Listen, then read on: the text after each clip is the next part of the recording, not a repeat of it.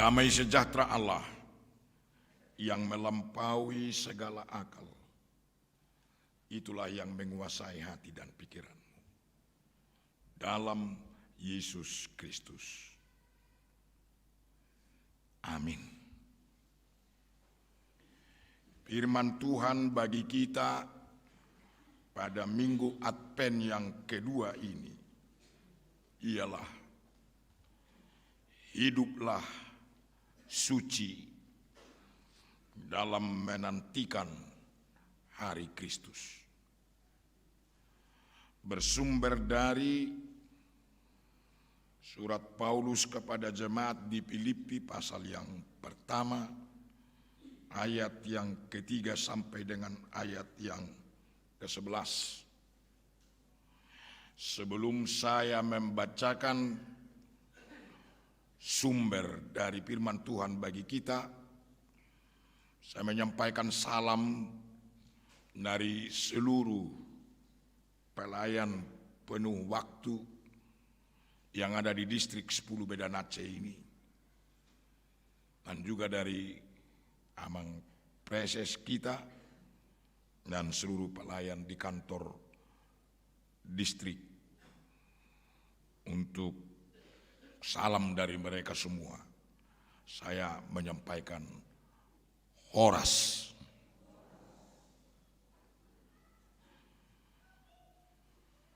Aku mengucap syukur kepada Allahku setiap kali aku mengingat kamu. Dan setiap kali aku berdoa untuk kamu semua, aku selalu berdoa dengan sukacita. Aku mengucap syukur kepada Allahku karena persekutuanmu dalam berita Injil mulai dari hari pertama sampai sekarang ini.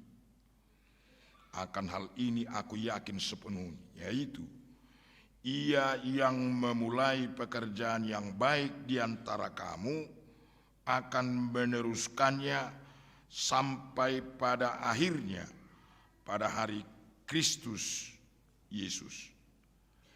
Memang sudahlah sepatutnya aku berpikir demikian akan kamu semua, sebab kamu ada dalam hatiku, oleh karena kamu semua turut mendapat bagian dalam kasih karunia yang diberikan kepadaku, baik pada waktu aku dipenjarakan maupun pada waktu aku membela dan meneguhkan berita Injil. Sebab Allah adalah saksiku betapa aku dengan kasih mesra Yesus Kristus merindukan kamu sekalian. Dan inilah doaku, semoga kasihmu makin melimpah dalam pengetahuan yang benar dan dalam segala macam pengertian, sehingga kamu dapat memilih apa yang baik, supaya kamu suci dan tidak bercacat menjelang hari Kristus, penuh dengan buah kebenaran yang dikerjakan oleh Yesus Kristus untuk memuliakan dan memuji Allah. Dari suasana kesengsaraan menurut pikiran manusia, dalam suasana derita menurut pikiran manusia, hamba Tuhan, orang yang percaya kepada Kristus, yakni Rasul Paulus, dimampukan semangatnya berkobar-kobar untuk mengajak jemaat Filipi, orang-orang percaya di Filipi, bersukacita karena Kristus. Ini adalah sesuatu yang ganjil. Apakah mungkin kita ketika banyak pergumulan, ada persoalan, apakah kita masih sanggup bersukacita, bahkan mengajak orang lain bersukacita? Rahasianya ialah sejauh mana persekutuan kita dengan Tuhan, sejauh mana firman Tuhan menguasai hati dan pikiran kita.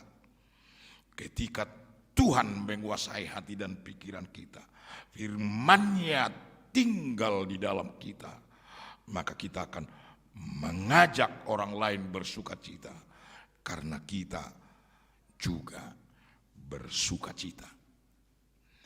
Pada minggu Advent yang kedua ini, Advent yang berasal dari kata advenireri, artinya menantikan, tetapi berubah karena Kristus menjadi menyongsong. Menanti itu bisa menjadi pasif, tetapi karena Tuhan kita bergerak sambil menunggu Kristus datang. Kita bergerak. Lalu di minggu Advent yang kedua ini, sebab ini akan datang lagi pada tahun yang akan datang, apa yang disampaikan oleh Tuhan. Lalu hari ini, tahun 2022 ini, ketika kita sedang beradvent, walaupun sudah banyak yang merayakan Natal, apa pesan Tuhan? Supaya kita bersukacita. Tetapi sekali lagi kita mau periksa dulu rahasianya ini. Paulus yang akrab bergaul dengan Tuhan, mengingat orang-orang yang percaya kepada Tuhan. Hubungan Paulus dengan jemaat Filipi menjadi mesra karena orang-orang Filipi hidup di dalam Tuhan. Mereka bukan terlalu kaya, mereka bukan orang yang hebat, tetapi mereka di tengah kekurangannya disanggupkan oleh Tuhan berbagi kepada jemaat yang lain. Saudara tahu, jemaat Filipi ikut membantu jemaat di Yerusalem yang berkekurangan, dan ini amat membanggakan hati Paulus. Karena itu adalah kehendak Kristus. Bertolong-tolonganlah kamu, sebab dengan demikian kamu memenuhi hukum Kristus. Galatia 6 ayat 2. Jadi kita tahu apakah kita sudah tinggal di dalam hukum Kristus ketika kita periksa hidup kita. Sudah mampu bertolong-tolongan. Saya melihat itu ada terlihat sekarang di HKBP Padang Bulan ini. Ketika ibu bapak bersama majelis merencanakan pembangunan gereja ini, saya melihat hidup bertolong-tolongan itu sedang dipraktekkan. Yang memperoleh banyak memberi persembahannya kepada Tuhan. Yang memperoleh sedikit memberi persembahannya, walaupun sedikit. Itu berharga di mata Tuhan. Masih ingat ibu dan bapak ketika Yesus memeriksa orang-orang yang memberi persembahannya. Lalu ada seorang janda memberi uang kecil. Dalam bahasa Batak, rimis. Tetapi Yesus mengatakan pemberian janda ini lebih besar dari semua yang datang itu. Sebab mereka memberi dari kelebihannya, tetapi janda ini memberikan hidupnya. Amin. Maka tidak ada alasan bagi kita untuk tidak bisa bertolong-tolongan. Saudara-saudara, kebaikan hati jemaat Filipi membuat hamba Tuhan Rasul Paulus sekalipun dibelenggu, sekalipun tertutup, sekalipun dikerangkeng dalam penjara, tidak dibatasi mengingat dan mengasihi jemaat Filipi. Orang-orang yang bertemu dengan Tuhan akan saling mengasihi. Sebab itulah hukum yang baru yang dikatakan Kristus. Hukum yang baru kukatakan kepadamu. hendaklah kamu saling mengasihi. Dengan demikian dunia akan tahu bahwa engkau adalah muridku. Jadi dunia ini tahu bahwa jemaat Padang Bulan ini adalah murid Tuhan Yesus ketika saling mengasihi. Jangan hanya dikasihani, tetapi saling mengasihi. Dunia akan tahu kamu adalah muridku, kata Tuhan Yesus. Sekali lagi rahasianya, hubungan yang mesra dengan Tuhan. Dan itu sebabnya di gereja di HKBP mendengar Tuhan adalah esensi yang sangat mendasar. Kita beribadah seperti ini, kita mau mendengar Tuhan. Kita bernyanyi, kita mau mendengar Tuhan lewat nyanyian kita. Apa yang dikatakan Tuhan. Jadi ini supaya kita bersungguh-sungguh bernyanyi. So, pada tahun 70-an orang akan berkata, ayo pergi ke gereja HKBP untuk mendengar nyanyian yang indah. Sebab di situ orang bernyanyi, dia hafal kata-katanya, dihayatinya, lalu terpancar ketika dia bernyanyi, dia percaya duluan dengan apa yang dikatakan. Tetapi inilah zaman yang baru ini. Semua serba mudah, sudah bisa dilihat di YouTube, ada kertasnya, sehingga ada satu lagu, satu ayat pun tidak bisa dihafal. Diambil kertasnya itu, gak tahu lagi apa yang dinyanyikan. Kalau opung kita dahulu, pada waktu kesulitan, setiap bernyanyi tangannya akan dilipat begini. Dan akan terpancar dari wajahnya. Manang ape nama ngono aing ikut tikemar lasni roha dua samekil. Hanya kalau datang berkat, karir memuncak, pendapatan banyak, baru bersuka cita. Begitu datang, enggak ada Tuhan itu. Berdua pun aku tidak didengar, katanya gitu. Padahal ketika pergumulan datang, ketika penderitaan itu, padahal Kristus mengatakan penderitaan juga akan berakhir. Ada waktunya akan berakhir. Maka sebenarnya orang yang hubungannya mesra dengan Tuhan, di dalam penderitaan sekalipun akan terlihat imannya. Sama seperti Rasul Paulus ini, ketika dia di penjara, dia mengingat jemaat di Filipi. Tetapi Paulus adalah murid Yesus, guru besarnya adalah Yesus Kristus. Dia belajar dari Yesus Kristus. Dia mengingat firman Tuhan dalam Yohanes 13 ayat 15. Aku memberi teladan kepadamu supaya engkau melakukan hal yang seperti itu.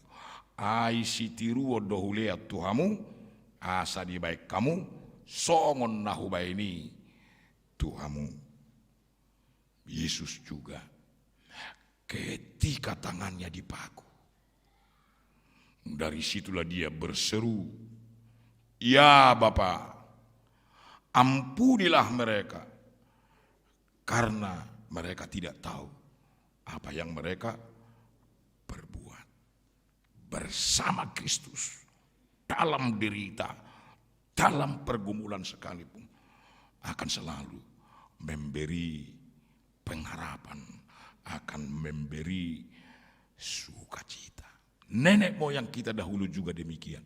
Dengan air mata dia mengatakan kepada anak-anaknya, berangkatlah anakku, aku melahirkanmu, tetapi yang merawatmu carilah di tempat lain. Hola pangitu buru audiho lului ma painudun dio. Pergilah ke gereja, dan akhirnya dari derita kita keluar kepada kesuksesan. Sayang karena lupa kepada Tuhan, ada sedikit punyanya, naik sedikit pangkatnya, sudah menjadi sombong. Gak ada lagi waktuku di gereja. Amang ikutlah jadi sintua. Dosen, kau bikin sintua, apa maksudmu? Tidak ada waktuku lagi. Kalau Tuhan bilang, oh tidak ada waktumu lagi ya, repot kau ya, mulai besok tidurlah kau. Sonang mamudum, hona mertuai. Habis kita, habis. Maka dalam Advent yang kedua ini, ibu bapak, mumpung padang bulan ini sudah mulai sehati sepikir, marilah kita memberi persembahan kita kepada Tuhan. Pikiran, tenaga, lihat ini anak-anak muda, main biola, IT, itu adalah persembahanmu kepada Tuhan. Sama menjadi majelis juga para lado itu. Dan anak-anak Tuhan di sini yang muda-muda, saya mengajak, kalau kau punya talenta itu, bergabunglah di sini. Jangan biarkan lagi orang tua megang itu. Kamu lebih hebat. Siarkan apa yang ada di padang bulan ini, supaya orang lihat indahnya persekutuan di sini. Saya mengajak jemaat padang bulan kalau boleh bersahabat dengan HKBP Sri Gunting. Nanti suatu saat kami akan datang ke sini. Saya melihat begini Bu Bapak, banyak jemaat sekarang pindah ke daerah Sri Gunting, ke Sukamaju.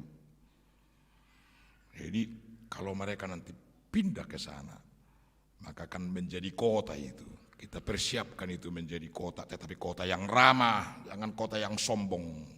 Kota yang bersih dan rapi, supaya anak-anak Tuhan yang berangkat dari manapun yakin dengan apa yang dikatakan oleh Tuhan kepada Abraham, pergilah ke negeri yang akan kutunjukkan kepadamu. Sama seperti nenek moyang kita, pendahulu kita ke padang bulan ini. Mungkin ini gelap dulu, tapi mereka tiba di sini, membuka perkampungan di sini. Kita sekarang menikmati, dari derita datang sukacita yang besar. Ibu bapak yang dikasihi Tuhan, apalah pesan Tuhan di minggu Advent ini. Sebenarnya di HKBP itu dari dulu ada 4 minggu Advent menyongsong, baru dirayakanlah hari lahir Kristus itu, peringatan nunga jupang muse ari begitu. Dan harus diingat oleh orang Batak, Allah yang maha mulia itu, Allah yang maha besar itu datang dalam kesederhanaan. Ini menjadi koreksi bagi banyak perayaan Natal sekarang. Hura-hura, pesta surgawi, itulah pesta Natal. Bukan pesta duniawi, pesta rohani, bukan pesta daging. Maka kita cobalah, banyak gereja sekarang yang merayakan Natal dengan mengatakan, ayo kita kumpulkan apa yang ada pada kita. Kita serahkan kepada Tuhan Yesus, nanti majelis akan membagikannya kepada jemaat kita yang membutuhkan. Dan tidak hanya kepada orang Kristen, siapa saja tetangga kita. Mungkin ibu dan bapak mengatakan, amang sintuan ami ada di samping rumahku itu, kalau boleh kita berbagi. Ada hal yang baik yang kita tiru dari saudara-saudara kita yang lain. Kalau sudah hari raya, kalau sudah Idul Adha, mereka memberi untuk dibagikan kepada kaum duafa. Pelan-pelan akan diperbaiki Tuhan itu. Mungkin ada orang mengatakan itu hasil korupsinya itu. Dibagi-bagikan, tunggu dulu amang. Hatinya sudah terbuka, digerakkan Tuhan. Jangan-jangan itu karena ditiru dari kita.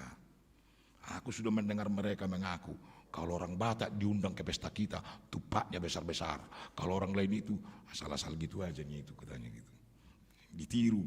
Ditiru yang baik itu dari kita. Mari kita terus melakukan ini. Dan padang bulan ini saya mengajak, bernatallah dengan sederhana, tetapi berdampak besar. Jangan kita pikir kalau sudah dibikin pohon Natal, biaya 50 juta, sudah Natal lah itu. Lalu dibikin perayaan Natal, hanya lightingnya berbiaya 10 juta. Setelah selesai Natal dibawa lagi lampunya. Tapi kalau anak-anak padang bulan yang teknik bikin lighting, tidak ada biaya, puji Tuhan. latihan di gereja, bikin penerangan yang bagus dengan keahlianmu. Tapi kalau menyewa, nggak ada gunanya itu. Jangan kita bikin menghambur. Sementara kita pungut dari setiap week dipungut 50.000, dipaksa lagi. Merayakan Natal spontanitas, berapa yang kau bisa? Kalau nggak bisa nggak apa-apa. Nanti 2 tahun lagi, 5 tahun lagi, jangan-jangan anakmu sumbanganku untuk padang bulan, seluruh batu bata yang dibutuhkan dari saya. Bisa kan seperti itu nanti? Maka jangan rendahkan orang yang memberi sedikit, tapi jangan kau puja-puji yang memberi banyak. Tuhanlah yang dipuji. Amin. Ini yang diminta Tuhan, ibu bapak, saudara-saudara. Dan ada sesuatu yang luar biasa, tanggung jawab yang diminta Tuhan dari jemaat padang bulan ini. Mahasiswa banyak di sini. Saya khotbah di Pamen, saya melihat 7 tangan dulu HKBP, tapi saya ajak mereka bersukacita. Orang GKPI terima kasih karena kalian melayani anak-anak muda di sini. Tapi saya lihat 3 profesornya menjadi pelayan di gereja itu. Nggak nampak profesor, sederhana, rendah hati. Setiap datang muridnya, datang kawamanga, puji Tuhan. Jangan-jangan mahasiswa itu terkejut batin. Waduh, tugasku terlambat, tapi saya disapa. Kesini aku kebaktian lagi katanya. Diajak lagi kawannya. Tapi saya sudah lihat padang bulan ini sudah mulai pendeta Bilker Simamora, kawan sahabat saya dulu ketika saya di kantor pusat, dia duduk sanggup. Dia ulet, benar-benar rendah hati. Kita mendoakan. Dan dia mendoakan seluruh jemaat supaya menjadi jemaat yang mengasihi Tuhan. Mari kita buka acara kita epistel tadi.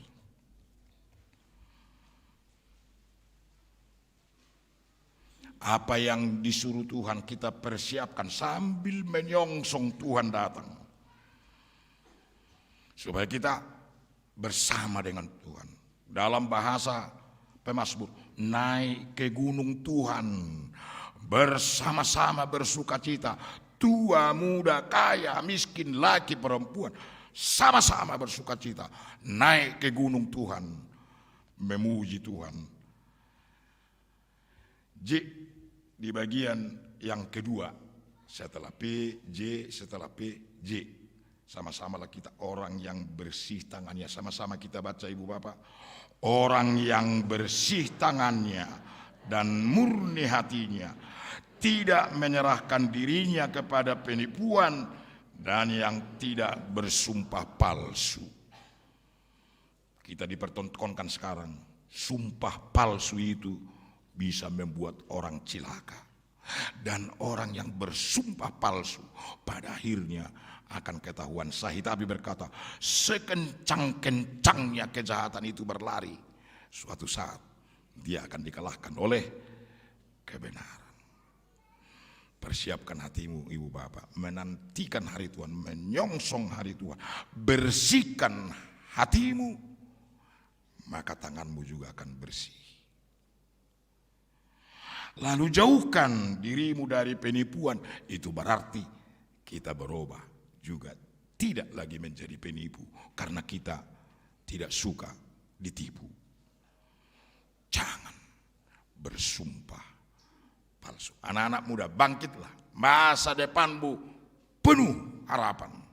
Tetapi ketahui keadaan supaya kau meminta tolong kepada Tuhan. Presiden Jokowi mengatakan hati-hati, tahun 2023 10 negara sudah kolaps dan sudah menjadi pasien IMF sekarang karena perang Rusia dan Ukraina. Belum selesai perang mereka, sudah mengancam Korea Utara, kami habisi kau Korea Selatan. Kami juga punya nuklir. Taiwan juga, kami sanggup menghadapi Cina. Lalu Cina datang, kami akan bumi hanguskan kau. Bayangin, masih hanya Rusia dan Ukraina, dampaknya begitu besar. Apalagi ini, maka anak-anak Tuhan biar menderita, biar mengalami kesulitan, memberitahu Raja Damai sudah tiba. Sambutlah dia supaya hatimu tenang. Mari beratkan, kita akan merayakan sukacita, memperingati kelahiran Kristus. Tetapi jangan lupa sampai di situ kita sedang menantikan Kristus datang kedua kalinya untuk menghidupkan orang-orang. Barang siapa hidup benar akan bangkit kepada hidup kekal, tetapi yang tidak akan dihukum. Hanya bersama Tuhan kita dapat berjalan hidup sesuai dengan kehendak-Nya. Amin. Kita berdoa. Terpujilah Engkau Tuhan, karena kami adalah umat tebusan-Mu. Lihatlah jemaat-Mu di sini bersatu hati memuji dan memuliakan nama. Kaulah memberi sukacita bagi ibu bapak di sini untuk membesarkan anak-anaknya. Bagi mereka yang sudah opung, tetap bersukacita mengikuti seluruh keturunannya. Harapannya yang besar ialah biarlah seluruh anak-anaknya menjadi orang yang takut kepada Tuhan. Maka kegelapan pun akan menjadi terang ketika anak-anakmu berada di sana. Terpujilah Engkau Tuhan. Jadilah kehendak-Mu dalam kehidupan kami masing-masing. Biarlah kami bersukacita mengikut Engkau. Dalam Yesus Kristus kami berdoa.